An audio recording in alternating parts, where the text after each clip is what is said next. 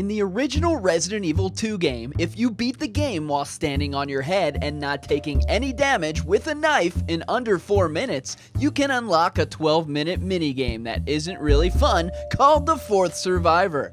This unlockable scenario starred a faceless umbrella mercenary named Hunk and his counterpart, a stick of food for hippies named Tofu, in a beat-the-clock race to escape the Whole Foods in Raccoon City. Somehow, over the years, this minigame, and specifically the characters, rose to the top of the Resident Evil lore, and now you cannot make a YouTube video about the series without someone mentioning Hunk or Tofu.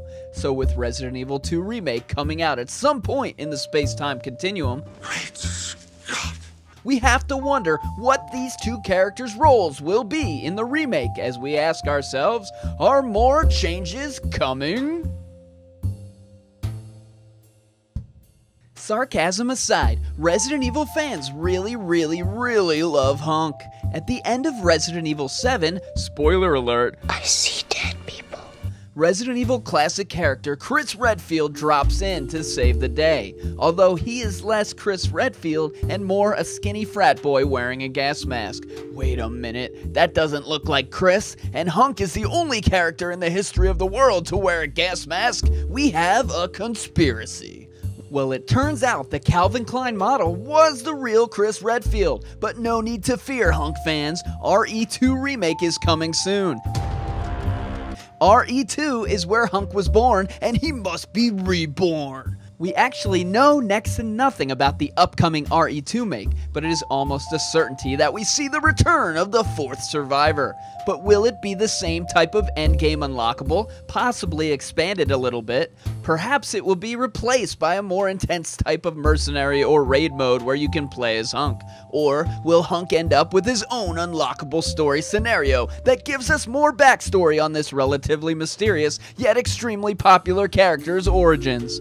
And while Tofu may show up in some form, it is highly doubtful it will be anything other than an alternative costume or character like before. But if Hunk's story mode appears, as we speculated about with Sherry and Ada, we'd have to wonder, would it be an end-of-game unlockable or a paid DLC? So this spring, this summer, this fall, this winter, next spring, next summer, next fall, next winter.